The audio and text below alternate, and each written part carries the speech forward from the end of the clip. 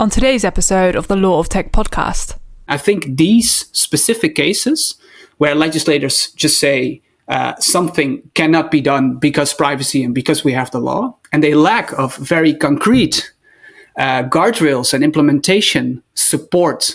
Like, this is a problem, we see it's a problem, but a business realm or corporations or organizations, if you want to solve it, these are the three things that we see that you should be doing to solve this issue in the short term.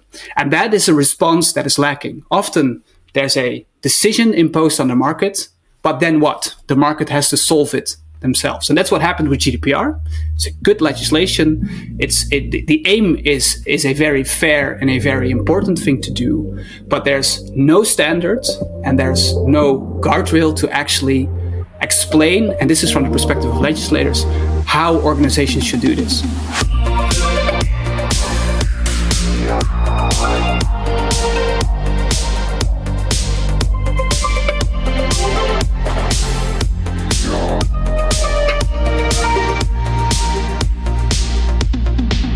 Hi, and welcome to another episode of the Law of Tech podcast. In this episode, we'll be delving deeper into the topic of balancing innovation and privacy in the digital age. And for this, I'm joined by Bart Voorn and Pim Nouts. Now, Bart is one of the co-founders of the Dutch data platform STRM Privacy and former head of R&D at Ahold Delhaize. And Pim is the other co-founder of STRM Privacy and a former machine learning lead at the e-commerce platform bold.com. Bart and Pim, welcome to the show. I'm super excited to have you here and excited we finally managed to make this a reality. So thanks for joining. Yay, looking forward. Yeah, we're excited too. Yes, definitely. Now, I think that I didn't really do you guys justice with the introduction I gave. Those were literally 2 sentences. So I think the best thing that we can do is give you guys the floor to talk a little bit more about yourselves, where you started your career and how you eventually got to the point that you're at now. Okay, thanks, Adas. I'll take it here. So my name is Bart, and I have the pleasure of starting this company with Pim a while ago. You briefly mentioned, how did you ended up here? We still don't know exactly the right moment in time where we decided. Although I do remember a picture Pim sent me when he was taking a small hike in the beautiful nature of Brabant, and texted me, we should actually build a company. But I'm not really sure when we said yes. A little bit more about my background. I used to work indeed at Ahold Delhaize. That's the mother company of some, I would say, 19 brands across the globe. And there I had the pleasure to first have a small data team within HR. There already encountered a lot of challenges in using data and sensitive data to build, I would say, useful applications. Mm-hmm. And then started to collaborating more and more with scientists.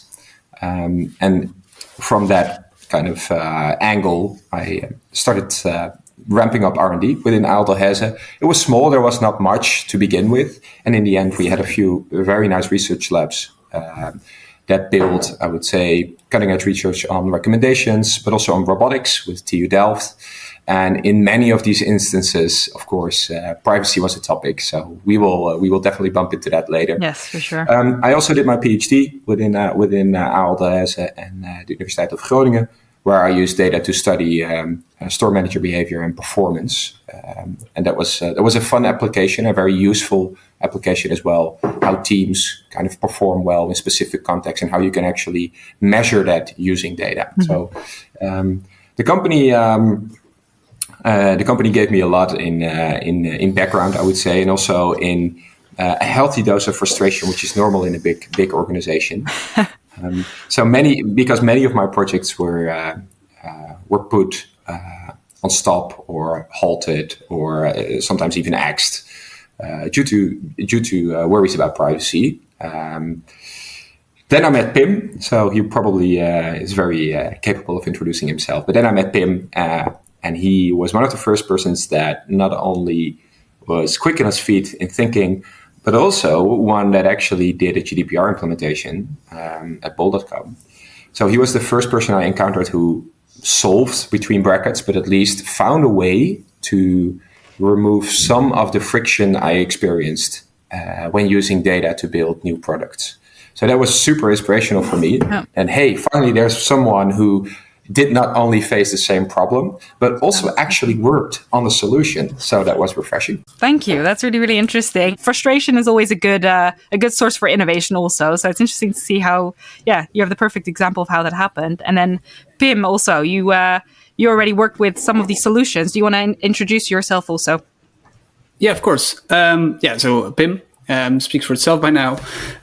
Trained as a technologist, not as a law professional in Tilburg of Tilt fame.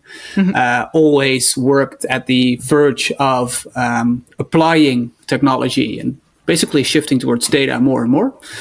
Spent some time in legal publishing, actually. Again, from the technology perspective, and eventually ended up indeed at bol.com, where I started off as a product owner. So that's heading a engineering team in all the content systems at first, which was my sort of first discovery of scale. Like, these are very performant systems. They need to do very well. And if they're down, bol.com is actually down. And eventually we started to apply more and more machine learning. Switched to a central machine learning team. And from there, basically that was, I think, some 7 weeks before the implementation date of GDPR. Of course, like every company ever, we didn't do enough to prepare for the implementation.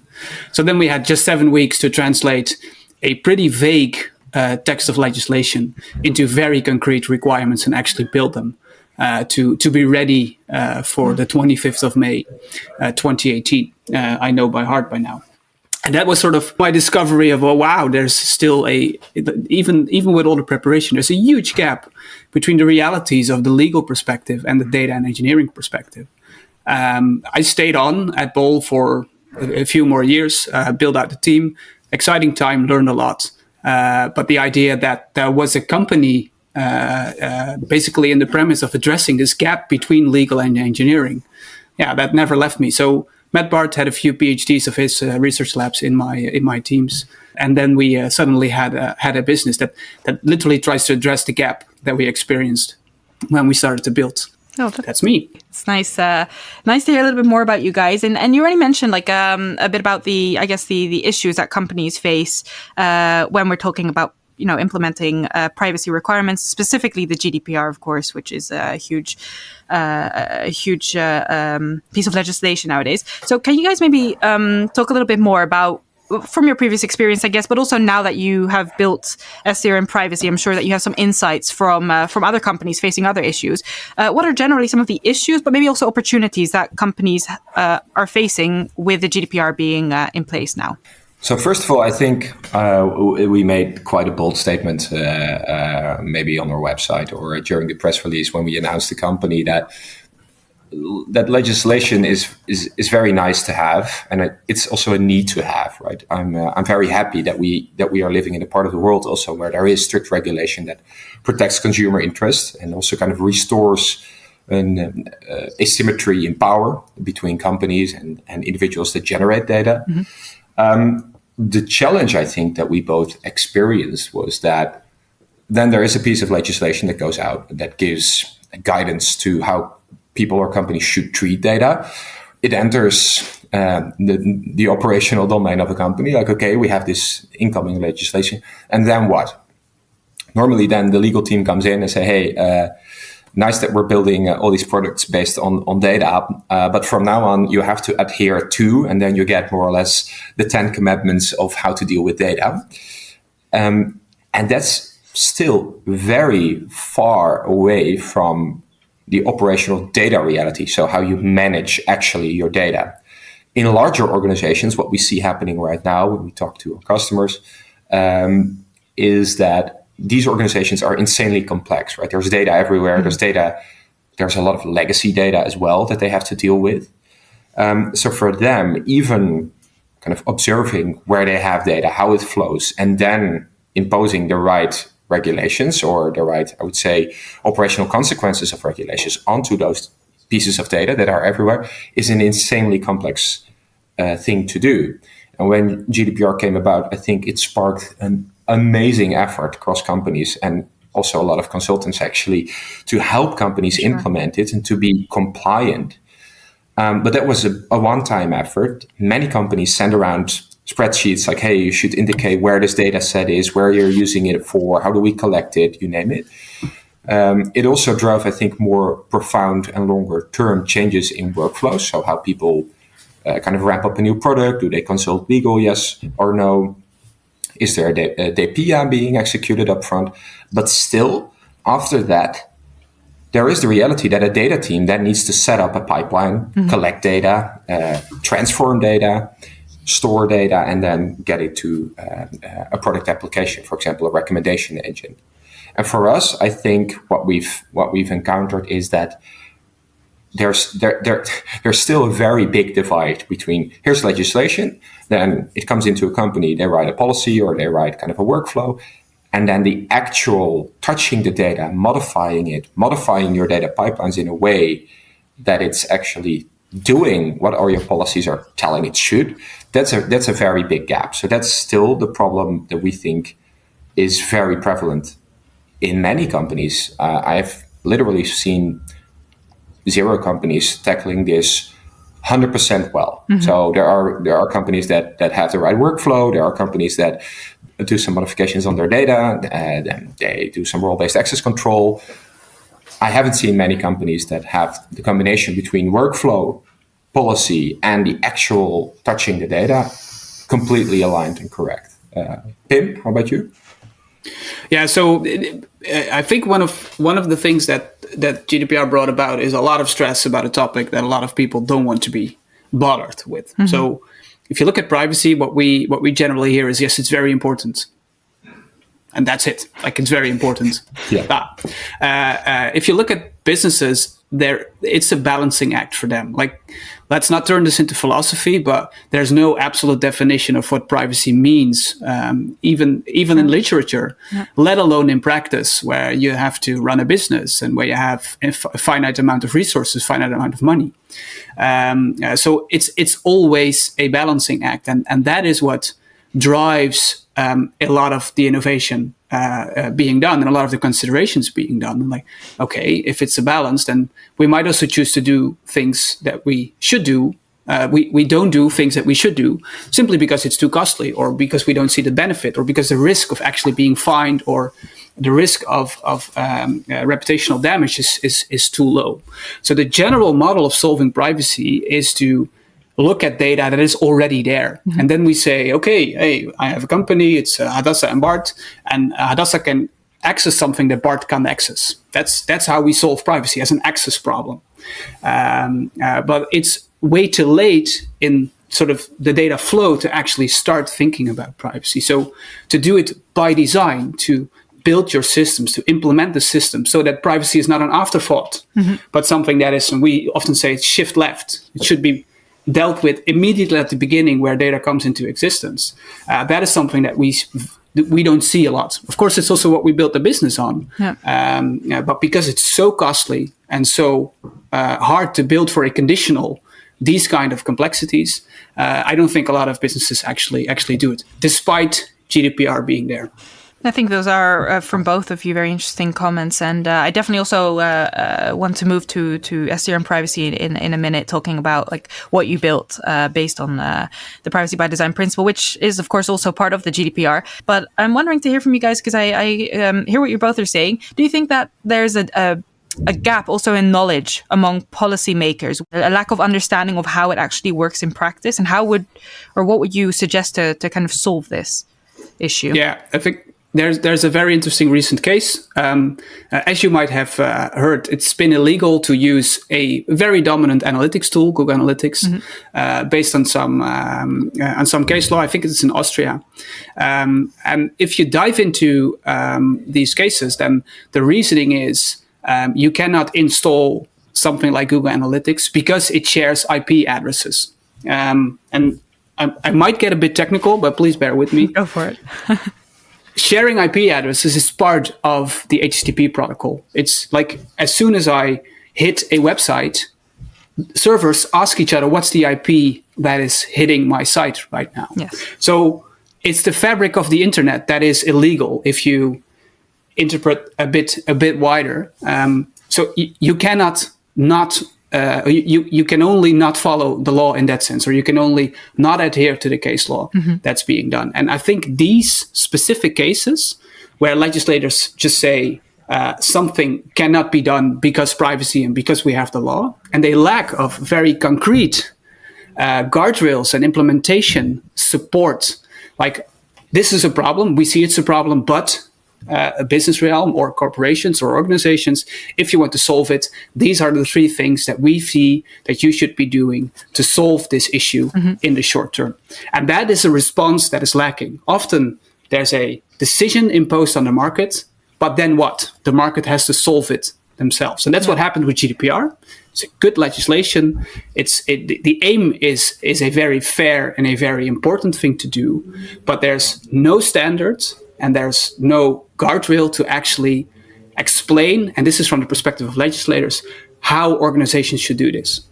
Yeah. And I want to chip in here, because I think the underlying reasoning why we need regulation, right, that's totally not to be disputed. So I think it's very good that there are guide rails and to kind of adhere to when you use data. Yeah. The educational challenge. So do you actually understand the practical implications of legislation? There's a big gap.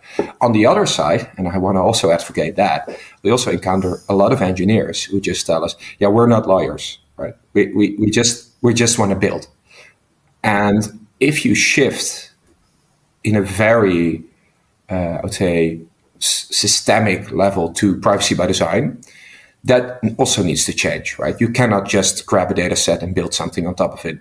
Or and for security, this is already becoming more, I would say, common, that you're not downloading a set locally and run some analysis. No, right? So that in that realm, it's more, I would say, evident that you don't do that. When it comes to privacy, I think for engineers, they often have good intent. We also encounter them. It has good intent, but any kind of lack of or threat to the usability of data for them is something that stands in between a cool new product and value. So for us in building the company, it's also important that we acknowledge that, like, hey, for engineers, this is not a topic yet. So how do we package privacy and how do we build a solution that is attractive for them as well to start thinking about this? So it works on both sides, right? We need to probably educate legislators and the people who impose legislation to bridge the gap between, hey, this is a policy or this is a piece of legislation into, okay, and then how do you expect also SMEs, but also large corporates to deal with this? And on the other hand, we definitely also need to educate the people in tech to deal with that and to say, hey, how can I think in a different way when I build on top of data? What does it imply? How can I design my work differently? So this is the chasm that we need to bridge. So I like your studies, and also I like the title of the podcast.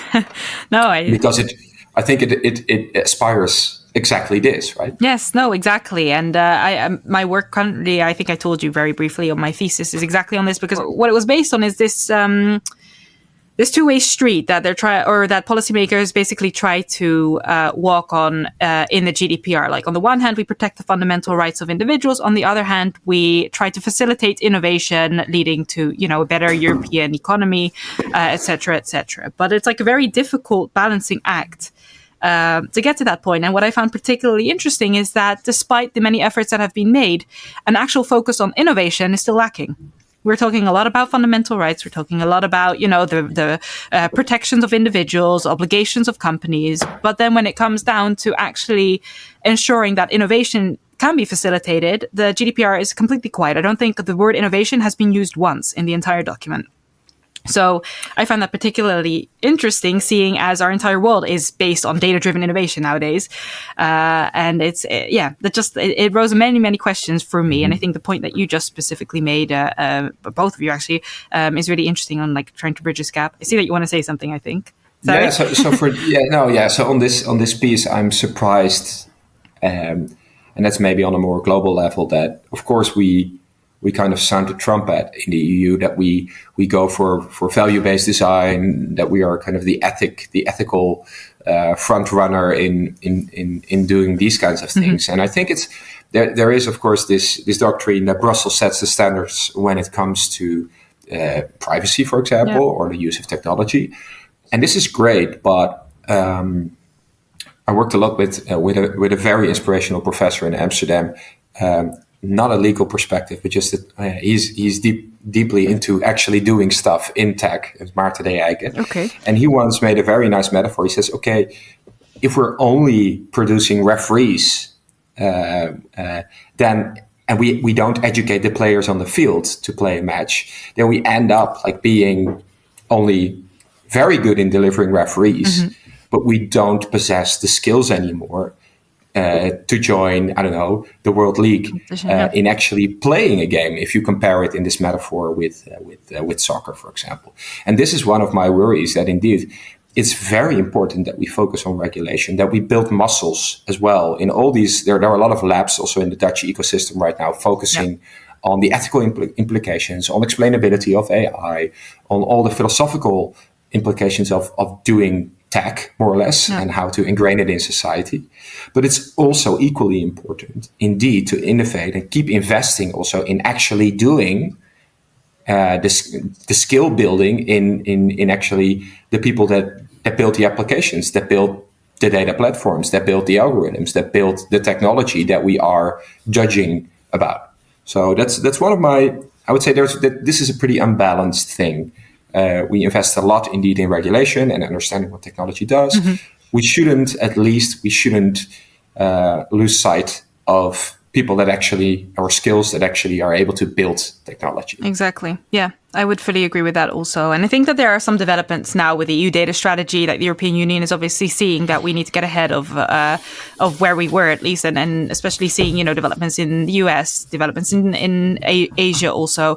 I mean, they were far ahead of us in terms of actual innovation, perhaps a little less in terms of regulation. But who knows, perhaps these developments will push us a step forward. But I think it's a mentality shift also in understanding how to balance both things, which are equally important, in my opinion, at least. And I'm curious, and maybe that's a question to you as well. Like, I think it's more easy to set up a regulatory framework and impose regulation than to build the skills in tech. So I think, indeed, Asia and the US are in a different position there, where they at least have the tech skills and they can impose regulation afterwards, than the other way around, because that's quite a tough one, I think. I think for sure you are 100% right. And I think purely based also on what we just said, that, there is some sort of gap also in regulation itself, or the regulators themselves, in understanding what tech is. If you don't even understand it, it becomes very easy to just, push out many pieces of legislation without actually knowing how and what, to just give off the idea that, yes, we're focusing on this right now. But what are the actual long-term effects of this? I mean, it's not that easy, I think, to just go that way forward. And seeing as at the end of the day, innovation is, pushes us towards the future, I think that it's important to take into account what we are actually doing and taking it very, very seriously. So I would fully agree with that statement, unfortunately. But on a meta perspective, of course, the fun fact is it drove us to build this company. Exactly. And to build a solution for the frustration, as we earlier coined it, but also the opportunity, right? So we shouldn't only phrase it as a negative incentive. I think Pim and I also both spotted the opportunity of removing all these coordination, hours, but also friction points within organizations. Also untaps value, I think. So in a fun way, it also indeed indirectly or directly drives innovation, at least from our perspective for our company. Yes, no, I think that's extremely interesting, because indeed you guys have the perfect example of building upon the opportunities that the GDPR offered by helping those companies that are struggling with the GDPR. So it's a very interesting idea that you guys built upon. So maybe to explain a little bit more about SDR and privacy, Pim, do you maybe want to tell us more? Yeah, of course. So interestingly, when we said there's a huge gap between the legal perspective and the engineering perspective, what we did is we gathered a group of engineers to tackle the problem. Now we set out to basically build a platform, and that's what we have today, that is able to first assist in the process of defining what the data is and what the privacy implications are. We call these data contracts. So in our platform, you really define, okay, I'm capturing this specific data type. I don't know, might be an IP address or an email or something like a recommendation ID if you're in the e-commerce domain.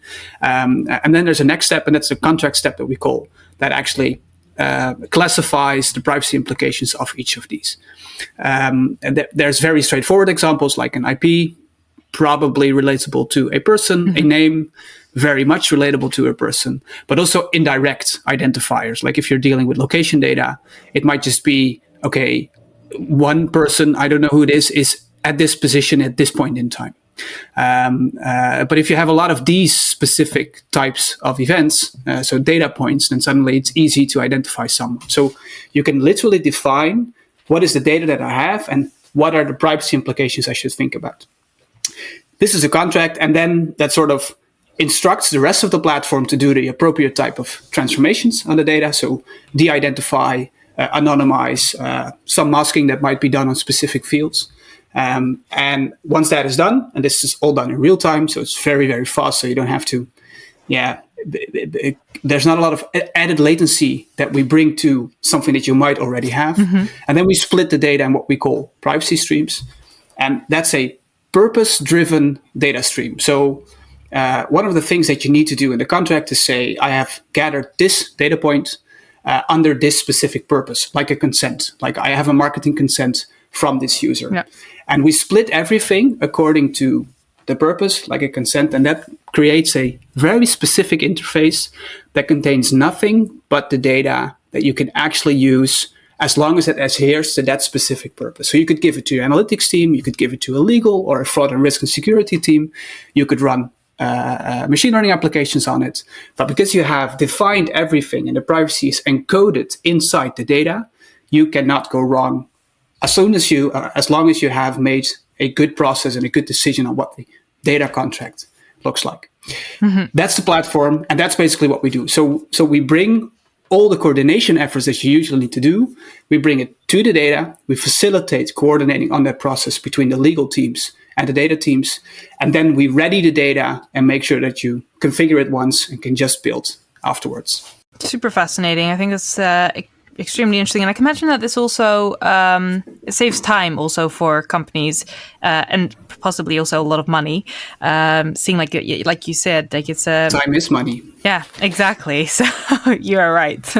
Sure. And it makes stuff more fun because I worked with very, very professional legal people who were very willing to support me, to think with me. But still, the discussions we had were very lengthy, and they always felt like they were, slowing down innovation.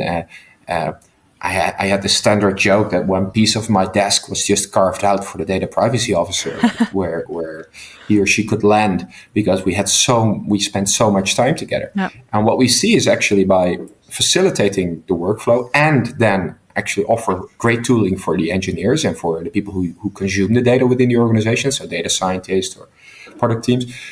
It also removes the friction and the frustration between those teams. It just makes the conversation more enjoyable if you think about the possibilities and still you treating the data right and just, right? So you're not going to start do crazy stuff. But if you're a legal person and you can actually say, hey, with Stream, right? I'm more certain that you treat the data with respect and that it all is compliant, but you get great data at great speed. That's a very nice value add to bring to a data team for a legal person as well. Yes, I would agree with that also. And I think that in line with what we just previously also said regarding the lack of not education, but the lack of knowledge among engineers regarding the impact of the GDPR, for instance, by having them being the users of the system.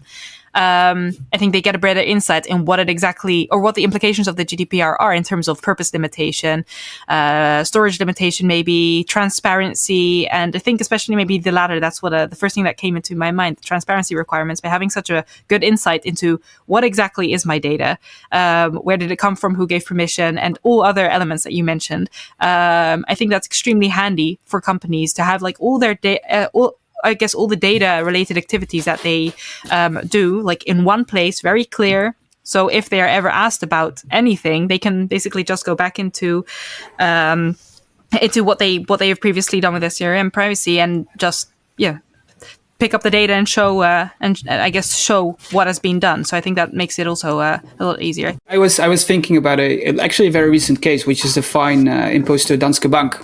If you look at that report, the fine is not imposed because a lot of stuff in reality goes wrong, but because they were not able to demonstrate compliancy in a lot of systems. So there's whenever you look at sort of enforcing the legislation, there's always first simply the step of, can I get an overview of what an organization is doing to data? Doesn't matter something is going wrong. Doesn't matter if it's going right, but it's demonstrating the compliancy, and that's what they were fined for. And actually, if you look at the concept of data contracts, you would have no issues with this demonstration part because it's there. Yeah. It's safe. You could just share data contracts, and everyone would immediately understand. Okay, exactly. This is how they think about it and how they actually enforce data itself. Yeah, and it allows company. Oh yeah, go ahead. No. It probably also makes the work of regulators more easy. Yeah. Right. If there's kind of a standard, or at least there's a best practice where you can see how a company not only has a nice policy on how they treat data, but they have a very clear outline on how they collect it, which processes are in place, who can consume it. I think the whole package, which you can monitor with the STRM, probably helps also the compliance teams internally, the audit teams, to have more transparency. I think for us that's more the compliancy angle and the regulation angle. Mm-hmm. For us as people who also want to build something that's useful for the engineers and the data scientists, it's also great to see that they can, what we call, just build, right? They can just build on top of a data stream. They don't have to worry anymore. And that also is, I think, a great asset. So they can just build a new use case without being worried, can I actually access this data? Am I allowed to explore this new feature? Yeah, exactly. So it makes the whole process of dealing with privacy, hopefully turns it a bit from, a hassle into more an opportunity to think differently about how can I build useful stuff with data. Exactly. I think if we enable that, also for the future of the company, that opens endless possibilities, right? So now it's GDPR, but for us, the exact type of regulation is not even that relevant because the principles underlying everything. We are able to facilitate them in the tooling that we have. So we're not so much limited by any specific regulation. And I think helping to balance innovation and privacy, that will be a theme throughout the coming years whatsoever, right? Because we will collect more data and we still want to build new stuff. Yeah, and more regulations will be coming. So in that sense, there will be more than enough to clarify in that sense. And I think I could have asked you a million more questions possibly, but maybe to wrap up the episode, is there any final thoughts that you would like to share in terms of your work, maybe where you're heading in the future, and then we can leave it at that if you want.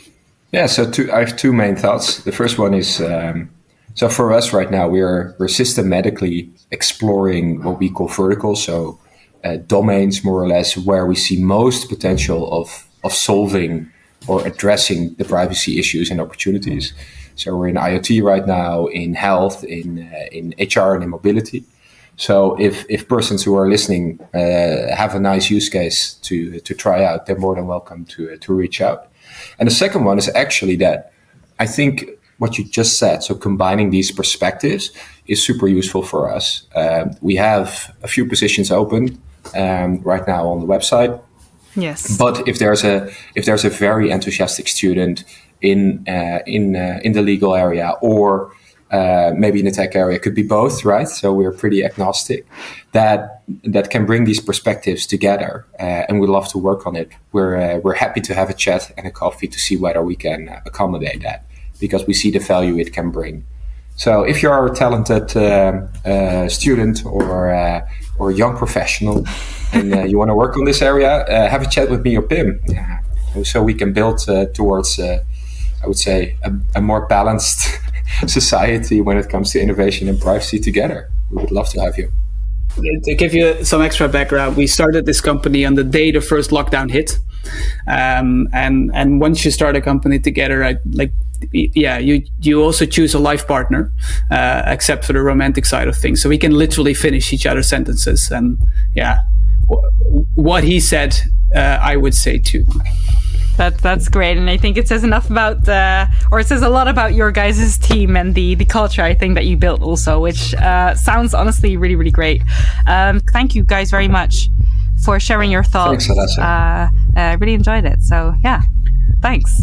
Thanks for facilitating. Keep up the good work, bringing all these people together from academia, from practice, government, whatever. Yes, definitely. Go for it. Thank you. Thank you so much for tuning in to the Law of Tech podcast. If you want to make sure you keep up to date with the show and never miss out on an episode, be sure to subscribe on your podcast platform of choice and follow the Law of Tech on social media. If you enjoyed the show, please give it a rating or review, as it helps others discover the show, and don't forget to share it with your network. For now, have a great day, and I'll see you in the next episode of the Law of Tech podcast. Yeah.